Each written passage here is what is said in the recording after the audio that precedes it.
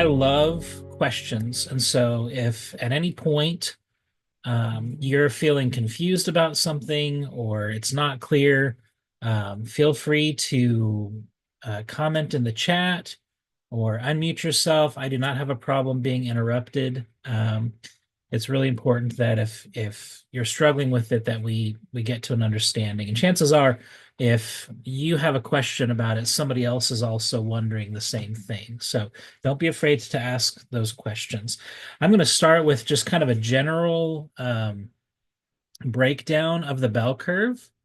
And after that, we're going to move through just kind of some practice questions. So what's up with the bell curve? This is going to be our introduction to understanding it, okay? So the bell curve is basically a type of graph that's used to visualize the way that data is distributed. So if you get a group of people who are all taking a test or there's results from some research, this is a way of showing how each person's score compared to everyone else's score. And so the data that's depicted has a central average indicated by the peak of the curve, that's the very middle, and low and high extremes indicated by the tails on either side of the curve. Okay, and so when we look at let's just say that we have a data from a test. Each one of these squares represents a score that an individual got on the test. It's not organized at all. Imagine this is, all of the kids handed in their papers and they've been graded, but it's all kind of jumbled together. Not a whole lot can be done with this information. It needs to be organized. And so what we're going to do is group the like scores together, all the similar scores. So each one of these colors represents a different score. So grouping these scores makes it easier to understand, to see how the data is varied, but it's still limited in its usefulness. And so what we're going to do now is organize it further based on what score each color represented. Okay. And so we're going to give each color the actual score that goes along with it, indicated by these numbers here on the side. Each one of these numbers is the score that, this individual made on the test. So there was one person that got a 69. There was 1, 2, 3, 4, 5, 6, 7, 8. There were 9 people that got 57 on the test, and so on. I'm not going to add all of those up. And so now, what if we organize those scores in order so that we can see the way that they're distributed more easily? So here we have our one person that scored 69. We have our one person that scored 31. And then in between, this is kind of like a bar graph showing how many people scored each of those scores on that test. Okay. And so now with that, it's not hard to see how we're emerging this bell curve. If we create a line drawing using the total numbers of each score, we can see how the bell curve is created. Okay, so when you see an actual bell curve, we can visualize how in between this point and this point are all of the scores that were made on that particular test. Okay, does that make sense? Stop me if you have questions. This is how we get the bell curve. Okay, so before I move on, are there any questions? I want to slow down if that doesn't make sense to anybody. Feedback is okay. Okay. I'm going to keep going unless somebody stops me, and I invite that. Okay.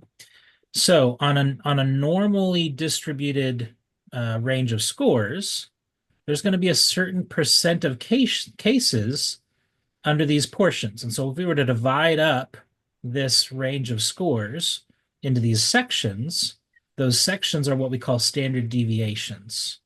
Okay, so each of these lines represents a portioning of the bell curve and the percentages that go along with it. Okay, so I've got some other scores that I'm throwing in here. Right here, these numbers. So this range of scores has a mean or an average. We could call it the average as well of 50.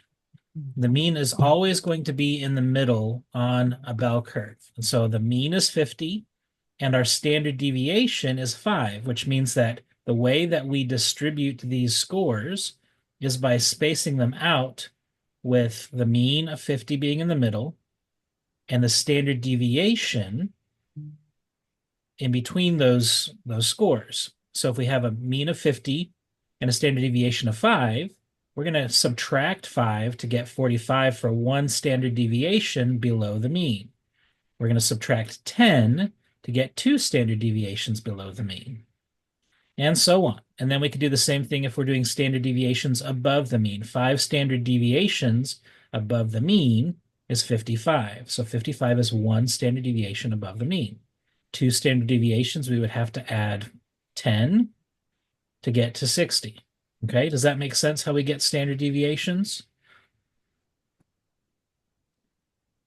Okay, there's a complicated formula that you don't need to know that they use to determine how these standard deviation numbers are arrived at. But just know on any questions that you're given on the test, you're going to be given what the standard deviation is and what the mean is in order to be able to solve these questions. Okay, so with that information, what we want to be able to do is understand these percentages. So again, percentages of cases under normal portions of the curve. So suppose we had a score of 35, and we wanted to know what percent of the people that took this test scored lower than 35. On a normally distributed curve, 0.13% of all of the people that took this test scored lower than a 35. Okay. If we wanted to know how many scored lower than 40, we would have to add these two percentages, and then we would get a cumulative percentage. So if we add 2.14 plus 0.13, we're getting about 2%. And on the test, we don't need to know exact precise measurements, but we're going for approximations. And so we could keep on going to understand the bell curve and how all the scores below 45 represent 16% of all of the respondents. What percentage of respondents scored below 50 on this particular test? 50%, because we add all of these percentages as we go and we get the cumulative percentages. And we could just carry on. We're adding these numbers together and we're getting the cumulative percent. So what percent of respondents scored lower than 55? 84. And then by the time we get to 3 standard deviations above the mean, we're at almost 100. And then the entire bell curve totals 100, right? Because how many people took this test? 100%. Okay, does that make sense how we get these percentages? Please stop me if something's unclear.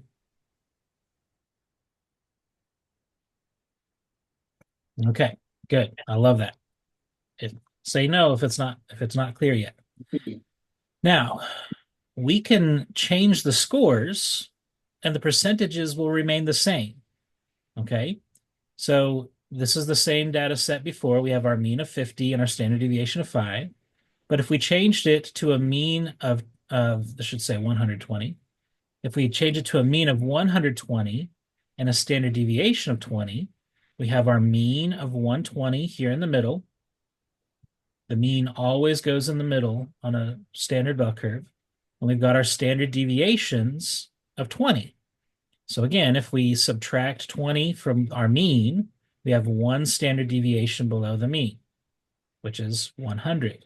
And we can keep subtracting 20s to get our standard deviations as they decrease. And we can add 20 to get our standard deviations above the mean. Okay? We still clear? Still good? I'm going to be checking in with you as we go to make sure that everything's making sense. All right. Let's look at a practice question. Okay. So our question says, which of the following best represents the percentile rank of a person who scored +1 standard deviation above the mean? Anybody want to attempt to solve this? I'll walk through it if nobody wants to, but it'd be great if you guys want to give it a try. We'll take it step by step. Okay. So we're looking at our standard deviations. Okay, and it says +1 standard deviation above the mean. Okay, so if we've got our standard deviation +1 above the mean, yeah, Corin, C. Because if we go +1 standard deviation and we drop down to our cumulative percentages, we get 84. So the answer would be C. Okay, where's the question? The question's right here. Nikosha, I'm not sure if you can see it or not. You should be able to see can everybody see my screen? I guess I should have asked that before. Yes. Yeah. So the question is here on the side. Okay, so we were given +1 standard deviation below the mean. So we found our +1 standard deviation. We dropped down on that line to the cumulative percentage row, and that told us that at 1 standard deviation above the mean, the cumulative percentage was 84. Okay? Questions about that? Is that just a combination of the 0.13, 2.14, and Everybody all good? those added Give up? me a good or a thumbs up or a yes in the chat if we're tracking so far. Okay.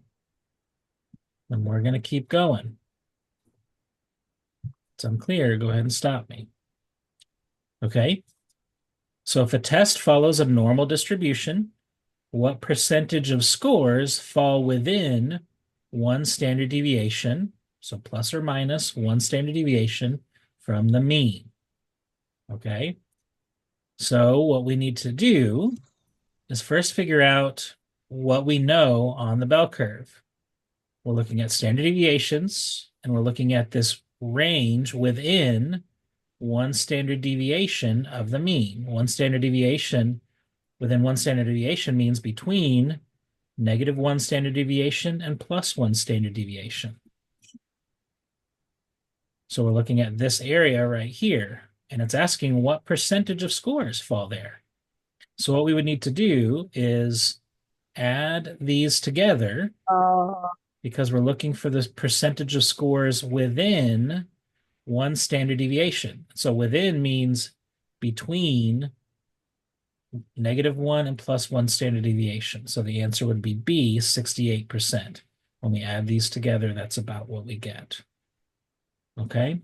Sasha, you've got a question? Yeah, on the exam, will they show like your Can't wonderful hear you. data below? Oh, um, There's a problem with I my don't know if you audio. need to unmute me.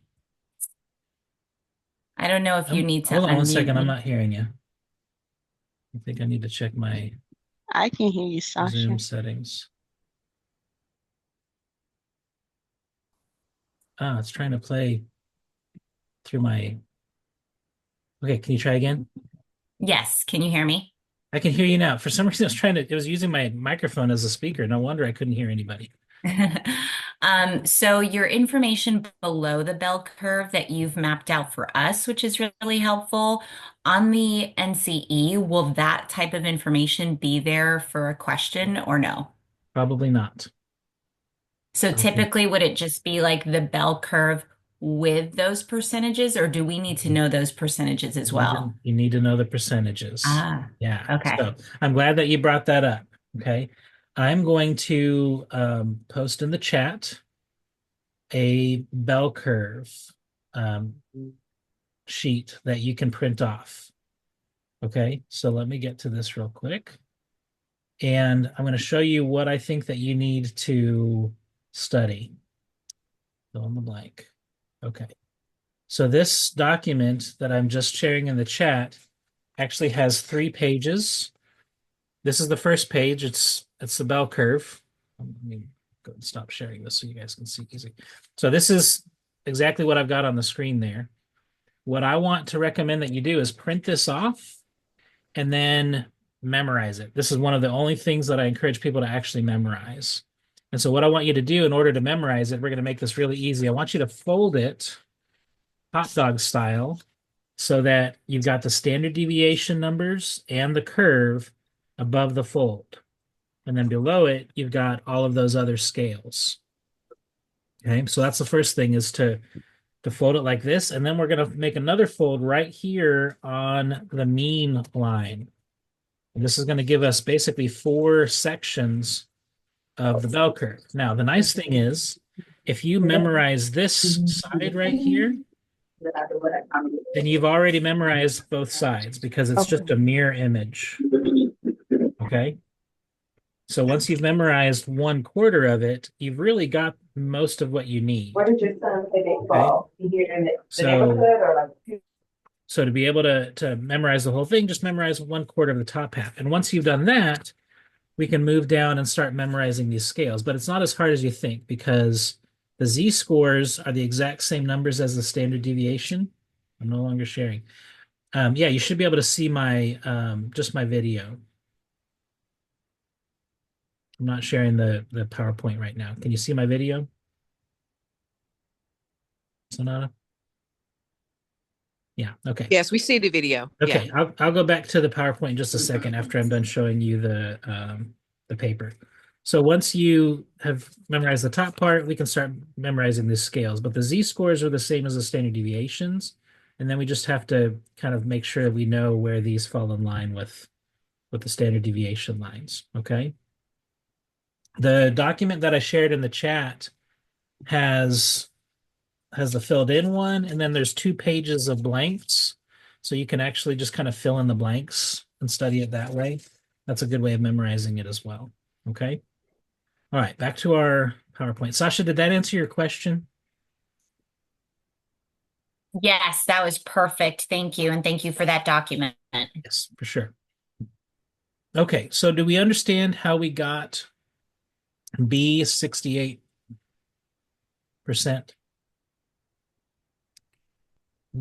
Okay, if we were to take this and do within 2 standard deviations of the mean, we were to expand this, we go to 2 standard deviations, what would the percentage be then?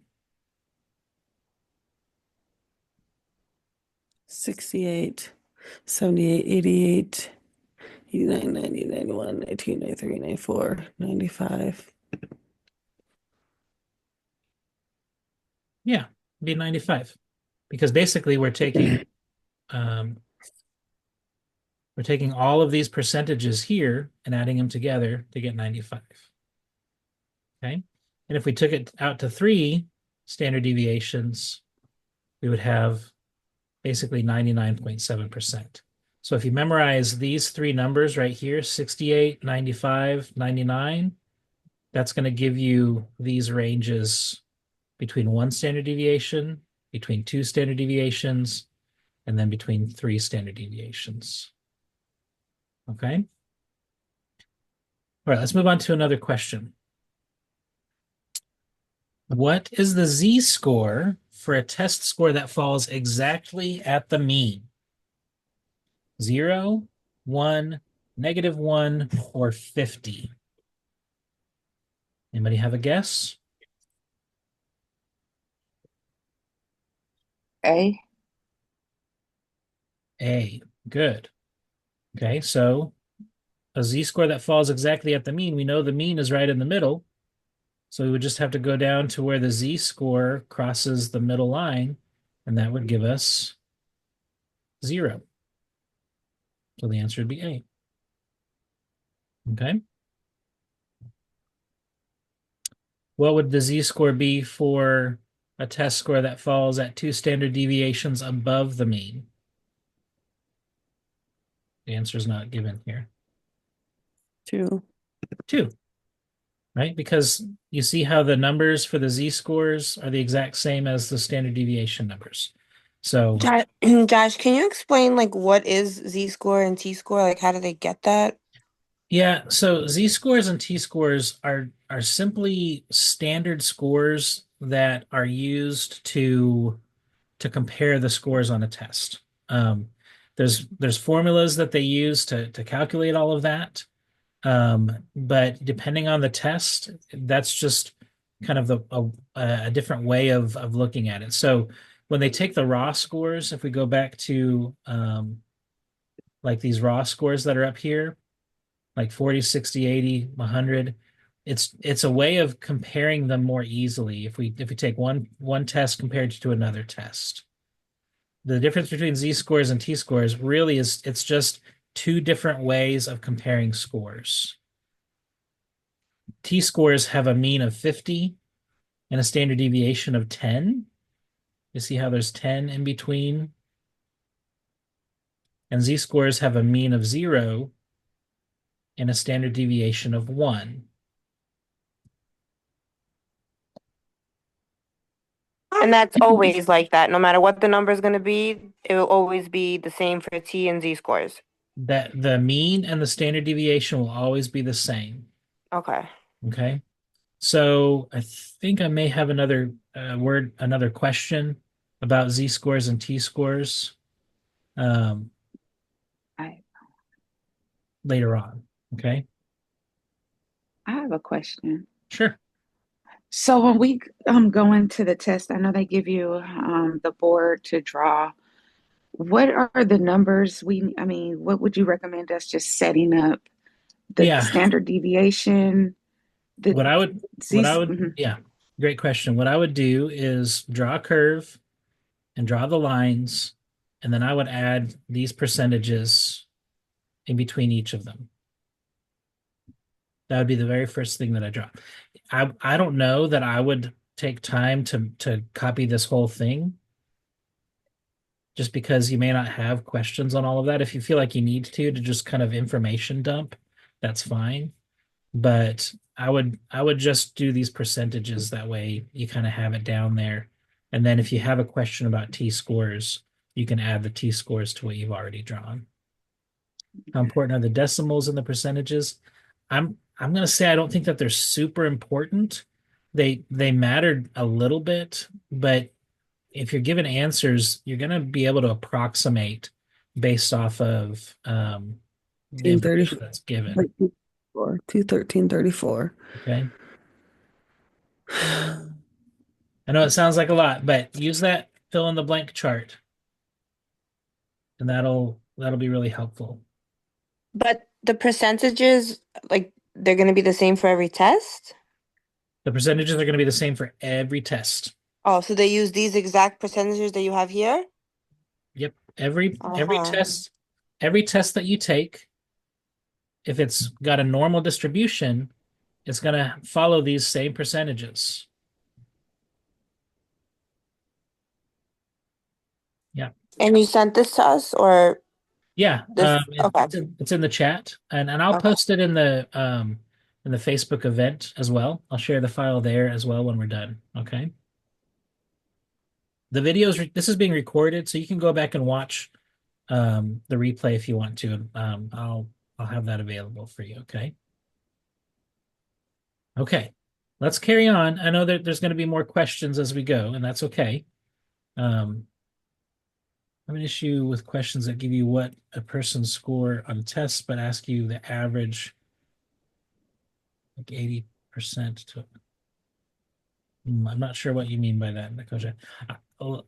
We may answer some of these questions as we go, and I don't want to shut anybody's questions down, but let's tackle this question since people were asking about t-scores, and then I'll come back to that in a little bit. So a student receives a t-score of 70 on an assessment. How does this compare to the mean of the distribution? Okay, so A, 1 standard deviation above the mean. B, 2 standard deviations above the mean. C, 3 standard deviations above the mean. Or D, 4 standard deviations. Okay, so what do we need to do? First, we're looking at t-scores. And it's given t-score is 70. And so we're asking, how does this compare to the mean? So now we've got our line here for where the standard deviation is, and it's asking us how it compares to the mean with the standard deviation. So it's 2 standard deviations above the mean. It gave us a score of 70. That falls on our 2 standard deviations above the mean line, so it compares to the mean by 2 standard deviations above it. Okay, does that make sense? Mm-hmm. Good, good. Seems like some of you are starting to understand things a little bit better. That's awesome. Okay, so here's another one with the z-score. What percentage of test takers would you expect to score below someone who has a z-score of -1? 16%, 34%, 50%, or 84%? Okay, anybody want to take a stab at this? Would it be A? Could be A. Let's find out. So we've been given this information, the z-score of -1, which is right here on this line. And so we're looking at the percent of cases under normal portions that fall below that. And so we would need to add all of those together, which we also know lines up with this cumulative percentage down here. So the answer would be A, 16%. Good. Okay. Does that make sense? Okay. Well, let's keep going then. A psychological test has a mean of 100 and a standard deviation of 15. If the client scores 85, where does their score fall in relation to the mean? Okay, so we're going to plot what we know in order to solve this, but does anybody have a guess first? A. Okay, A, 1 standard deviation below the mean. Okay, so let's plot what we know. We're given a mean of 100 and a standard deviation of 15. So we're going to put our mean in the middle. That's where it always goes. Standard deviation of 15 means that we're going to subtract 15 to get to 85. And then we've got our line here. And so we can see that that falls 1 standard deviation below the mean. -1 means 1 standard deviation below the mean. So the answer is A. Okay. Does that make sense? Do we need to go over that again? That makes sense. Good. Good. Okay, let's keep going. So a client's score on a standardized test is reported as a z-score of -1.5. What does this mean? Their z-score is 1.5 standard deviations below the mean. Their score is 1 point standard deviations above the mean. Their score is at the median, or their score is higher than 84% of test takers. Give me a second to lock in your answer. Oh, yeah.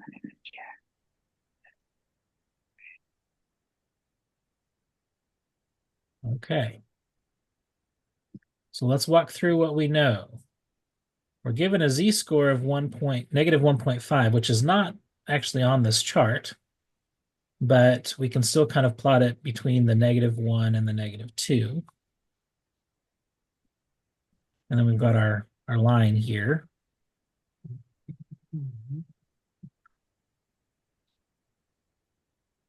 And then that kind of shows us about where the standard deviation is going to be.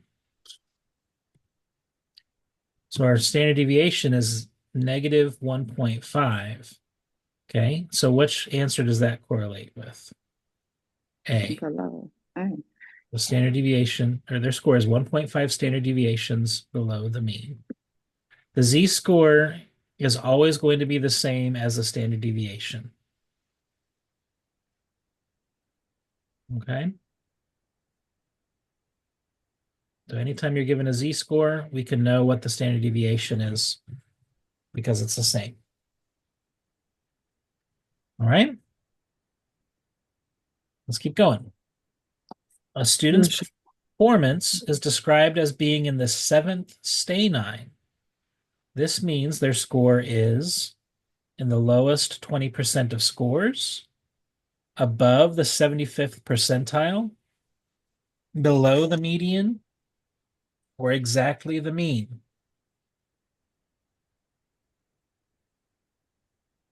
Hmm. What do we think? Oh, I think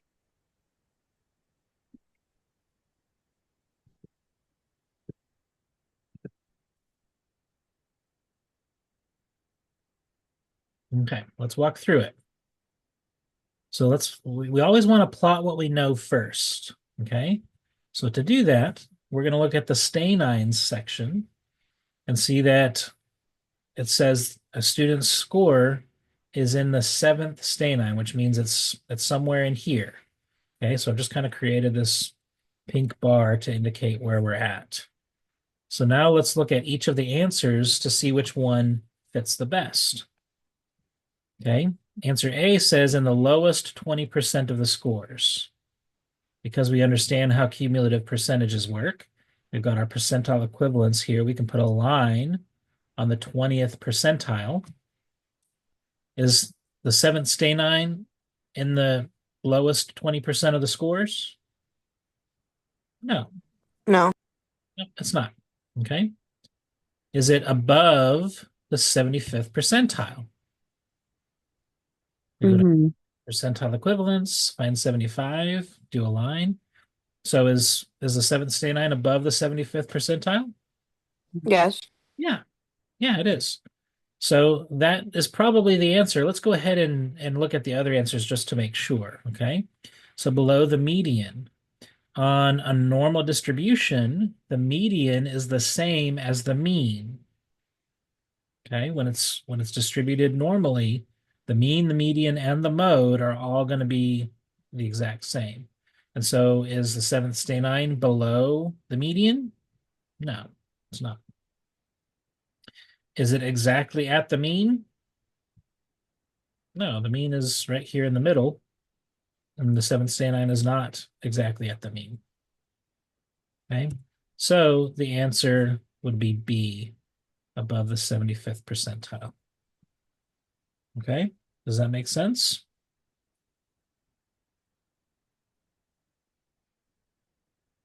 Perfect. I think we've got another stay-9 question here. Okay, so client's stay-9 score is 5. This means their score is below average, well above average, exactly average, or in the top 10%. What do we think?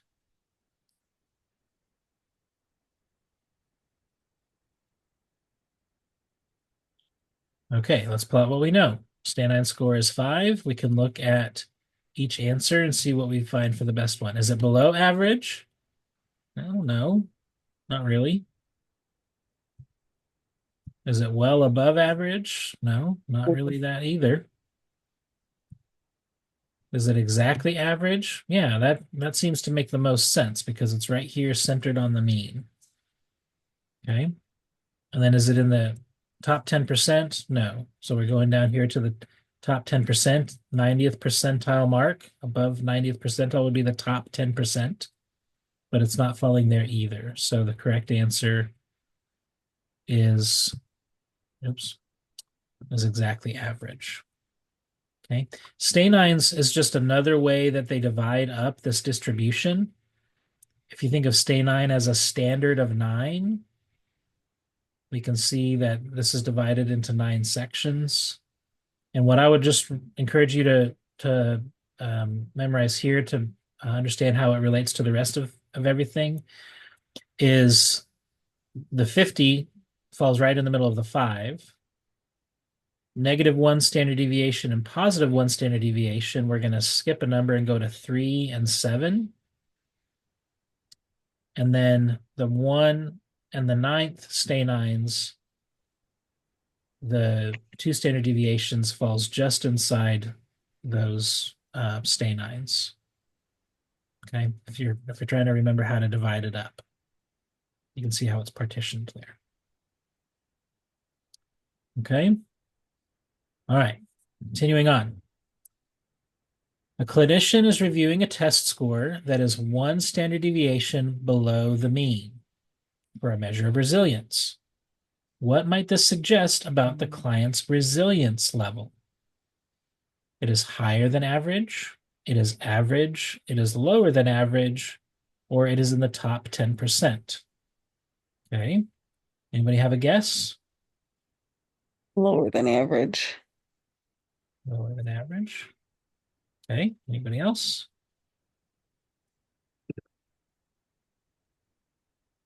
I agree, C. Okay. Now, you guys are doing great, but let's unpack it to see where the answer is. Okay, so we're going to plot what we know. We're looking at standard deviations. It's told us that their score is 1 standard deviation below the mean. So we're going to plot it right there. And then we know that average is right here in the middle, right? So we can ask, is the score higher than average? Well, no, 1 standard deviation below the mean is not higher than average. So we're going to cross that one out. Is it average? Does it fall right here on the average line? No, it doesn't. Is it lower than average? Yeah, because if we're looking at all of the section that's lower than the average, -1 standard deviation falls right there. So that's probably the best answer. And is it in the top 10%? No, because 90 percentile, if we look at the area above that, it's not falling in there. Yeah, Sasha? So is average always exactly average? You know what I mean? Like, is there ever any like approximate it's always going to be exactly average when these questions are asked. Is that right? I think that's a safe assumption because average and mean can be used interchangeably. Thank you. Yeah. Because if you think about the average, if we take all of everybody's scores and average them out, we're going to find the score that's right here in the middle, where it's distributed the same above and below all of those scores. So average is right here in the middle. Okay. All right. I think I've got a little bit more.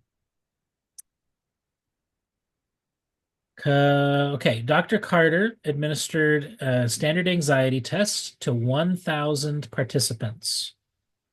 The mean score was 100 with a standard deviation of 15.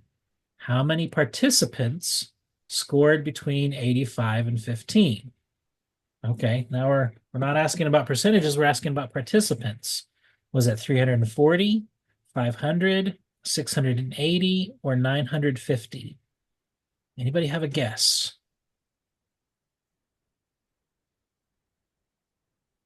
C. Okay. We're kind of taking everything you've learned so far and putting it together. This is kind of a multi-step process question. Okay, so let's unpack it. We're always going to plot what we know first. Okay, so we've been given a mean score of 100. So we're going to put the mean right here in the middle. Standard deviation of 15. So we got our standard deviations. So we're going to add 15 to get +1 standard deviation of 115. Subtract 15 to get a standard -1 standard deviation of 85. And we were given our total number of participants is 1,000. So n equals 1,000. N just means our number. The number of participants is 1,000. Okay. And then it's asking how many participants scored between 85 and 115. Okay, so now let's see if we can figure that out. So here's our range between 85 and 115. We need to figure out the percentage first because we're looking at a percentage of 1,000. We know that this range represents 68%. We solved that earlier, right? So now we just need to figure out what 68% of 1,000 is. The way that I solve this, we know 68% of 100 is 68. And so then we just have to take a 0 and add it to our number to make it 68% of 1,000. So that would be 680. Okay, did I lose anybody?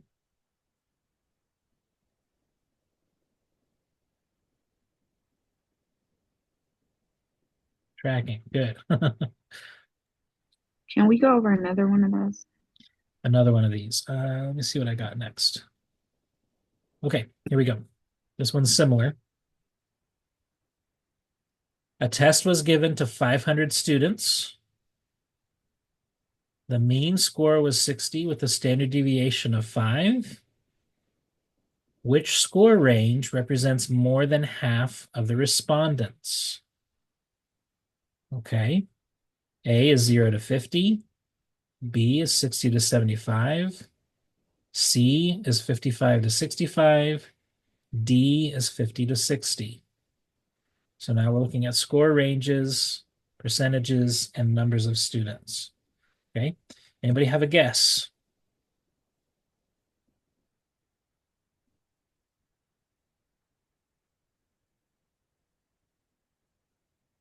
More than half. The mean score was 60. B. Okay. So I've already kind of started plotting what we know. Our mean is 60 and our standard deviation is 5, which means we're going to subtract 5 and add 5 to get to these. Okay. So now let's look at what we're trying to figure out. Okay, there it is. There's the rest of them. I think that was left over from a previous lesson that those were already filled in. Okay, so we've got our numbers filled in. Our N is 500 because this was given to 500 students. And then it says the means, okay, we're going to take each one of these questions in turn. Okay, so which score range represents more than half of the respondents? 0 to 50. So we've got 50 here. So 0 to 50, if we were to add those percentages from 0 to 50 to score of 50, does that equal more than half?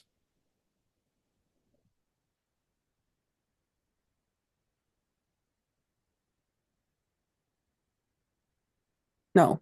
No. Yeah, it's asking which score range represents more than half of the respondents. 0 to 50 represents like 2.27 respondents, right? So that clearly does not represent more than half. Okay, so what about 60 to 75? Here's our score of 60. Here's our score of 75. We need to add these percentages together, right? Does that give us a score range with more than half? No. No, not quite, right? It's actually just under 50%. We've got this little teeny tiny bit right here. Okay. Okay, so what about 55 to 65? We've got our score of 55 and 65. So the range in between there, does that represent more than half?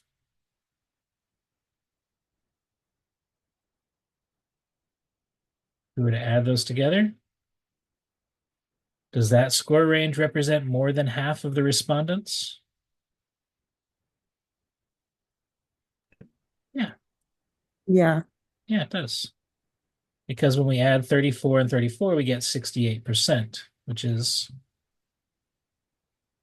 yeah, yeah, Sasha?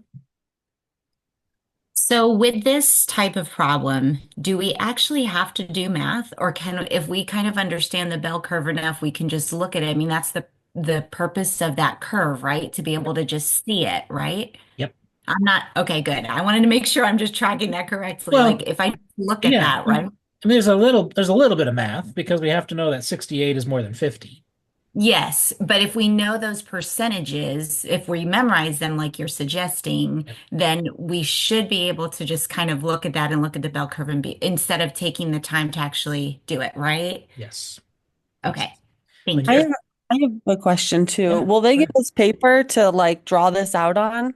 You're most places give you like a dry erase board and like a expo marker, Okay. which I hate. I wish it was an actual piece of paper and like a pencil, um, because dry erase markers are thick and you can't get super detailed. But But yeah, you will be able to draw this out if you need to.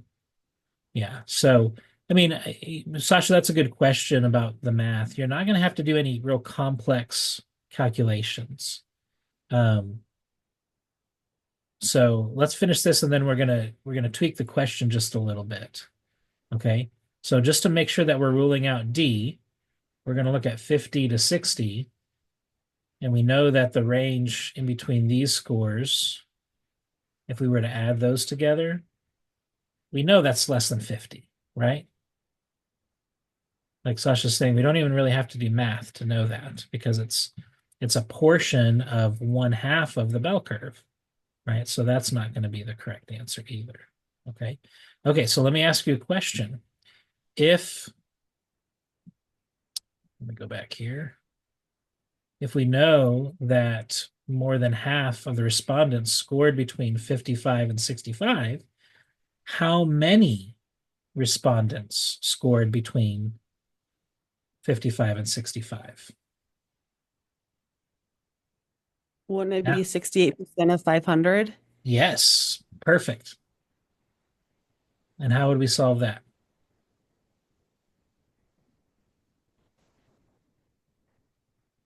I would double it to get to 1,000. That's what I Okay. would do. Okay. And if you double it and get to 1,000, if we had 1,000 respondents, we know what 68% would be because we did that in the earlier problem, right? 340. I guess just half it. Yeah. Yeah. And so what would half of that be? Wouldn't it be like 340? Yep, exactly. 340 respondents scored between 55 and 65. Did y'all catch how we did that?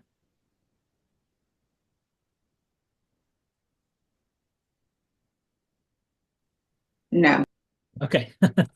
So if we go back to this other question, right up here, we know that 68% of 1,000 is 680. But we're looking for 68% of 500. So because percentages work the same, if we half our number, we can half our answer. Okay, so if if instead of 1,000 we had 500, 68% of 500 would be half of 680 because we have half the respondents. So that would be 340. Makes sense. No. Thank you. Yeah. Okay. Okay. What do we need to touch on again? That was all the problems that I had prepared for this. And any other questions? Do we need to go back to anything else?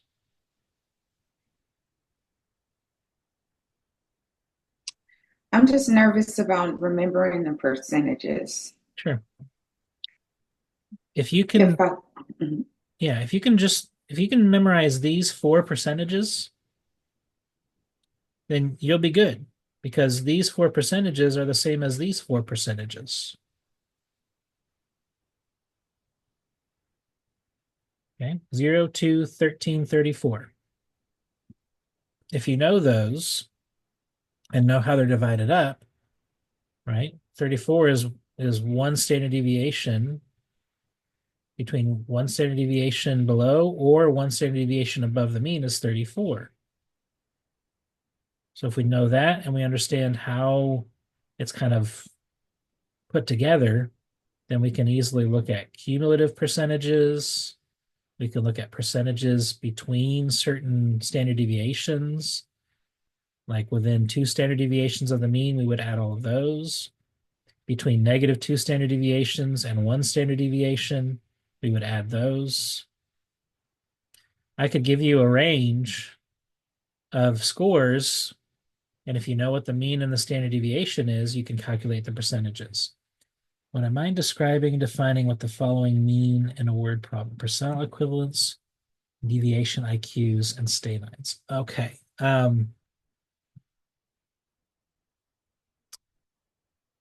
So let me see if I can come up with a percentile equivalent.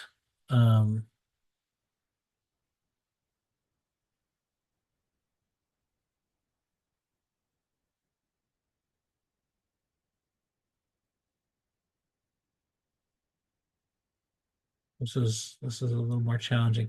So the deviation IQs don't line up exactly with the percentile equivalents. Deviation IQ, this is just another standard scoring that lines up with standard deviations, except deviation IQs have a mean of 100 and a standard deviation of 15. So let me think of a question here.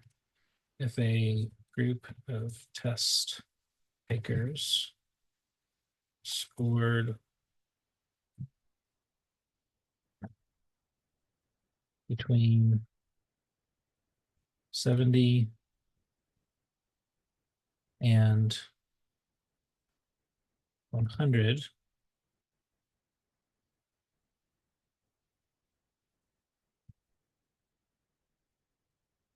sorry, how many, let's do it this way. If a group of 800 test takers scored between 70 and 100, how many test takers scored above? Okay. I don't know if this is what you're looking for, Sasha. If a group of 800 test takers scored between 70 and 80 on their deviation IQ, how many test takers scored above them?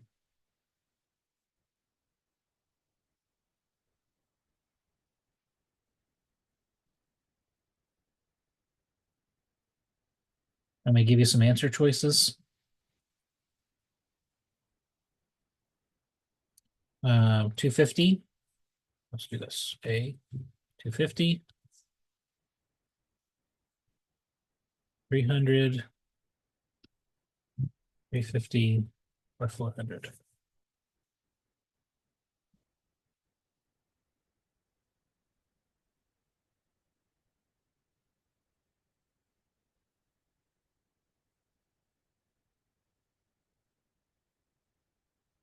Let's plot what we know.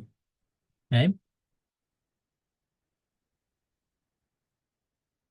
So if our number, our n equals 800, that means there's 800 people that have responded. We're looking at deviation IQ, which is already kind of plotted here, right? But it's asking how many test takers scored above them. So really, it doesn't even matter what the 70 is. We know that they scored between 70 and 100, right? So let me grab a line here. So we're looking at the 100, and it's asking how many test takers scored above them. Okay. So what do we need to figure out in order to know how many test takers scored above them? What percentage of test takers scored above them? 50%. 50% of what? 800. Of 800. So D. Yeah. 50% of 800. Oops, I don't know why I did that. 50% of 800 is 400. So D would be the answer. Okay.